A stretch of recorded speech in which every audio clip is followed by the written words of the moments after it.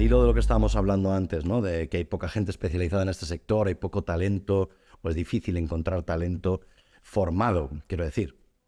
En otros países, en Estados Unidos, en Francia, en Italia, para ser intermediario inmobiliario hace falta tener un título, hace falta sacarse una titulación, pues como para ejercer como abogado, ¿no?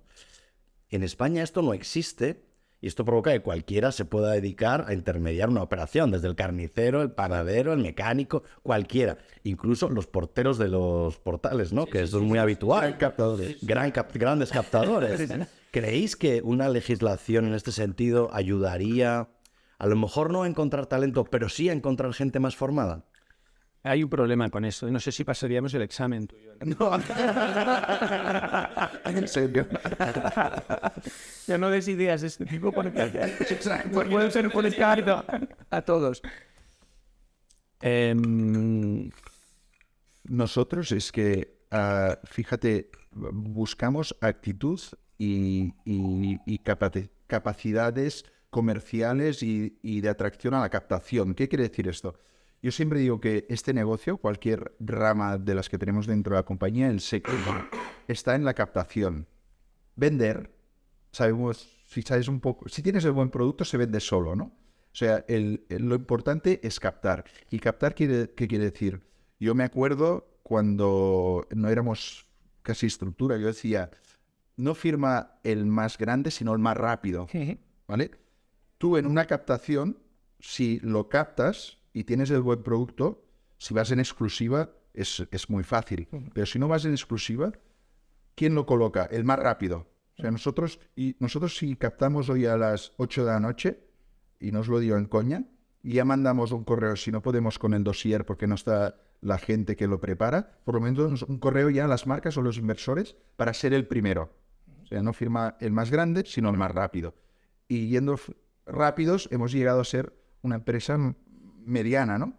Entonces, esto es un tema de actitud. No te lo enseñan en la escuela. No. Y por eso nosotros nos costaría fichar más gente igual si requirieran un título, porque serían menos los que nos llegarían, ¿no? Ya, pero más formados. Eso sí, eso sí.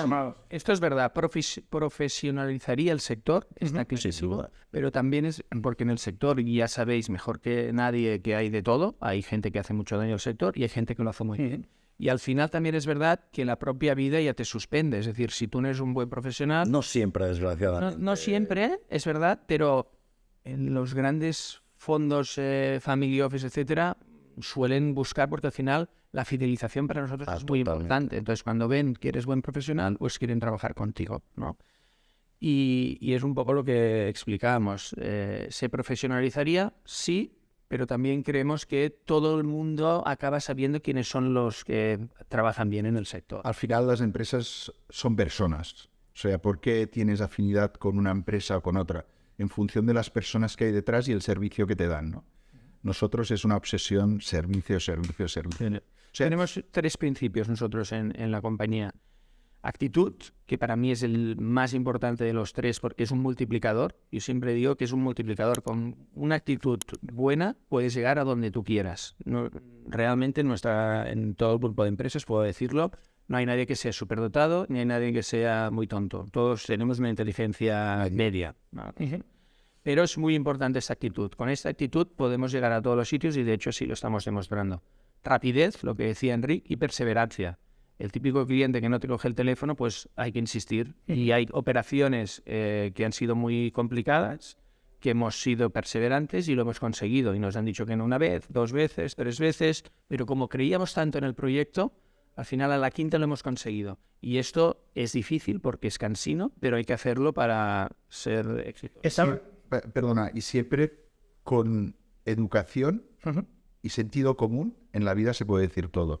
Es decir, cuando creemos en una operación, o sea, llegamos, si el interlocutor nos acaba entendiendo, la acabamos firmando porque la creemos tanto, y repito, educación, sentido común, oye, que esta operación es buena para por eso, y por eso, ¿no? Y al final dices, no es que lo hayamos convencido, sino que al final ha sido una buena operación por él, por eso hemos acabado firmando. En todos los casos en los que hemos sido perseverantes o pesados, como queráis, con educación, pero al final acaba siendo un poco pesadito, en todas estas operaciones, a lo largo de los meses, años, los clientes nos han llamado y nos han felicitado y nos han dado las gracias, porque al final hemos tenido que insistir tantos porque no veían clara la operación, pero a lo largo de los meses, años, pues se acaban... Y en positivo y en negativo, ¿eh? Nunca recomendamos una cosa a un cliente que no creamos en ella, porque la vida es muy larga. Eso te lastra, al final se hacen con ellos. No, hemos perdido muchísimos.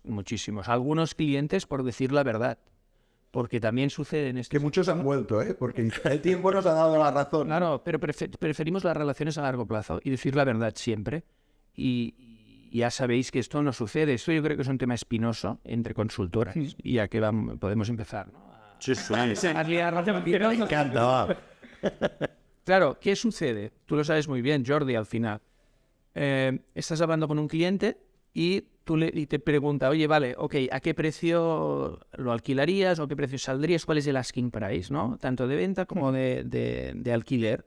Entonces, claro, el problema es si tú no dices la verdad y para llevarte el cliente, en vez de 1 millón de alquiler al año, pues le dices 1.200.000, ¿no? Entonces, esto solo hace que quemar el producto, número uno, y hacer subir el precio innecesariamente de las cosas. No nos hacemos un buen nos hacemos un flaco favor trabajando de esta manera. Entonces, si no decimos entre todos la verdad, perjudicamos al cliente, que es el propietario en este caso, y a nosotros mismos.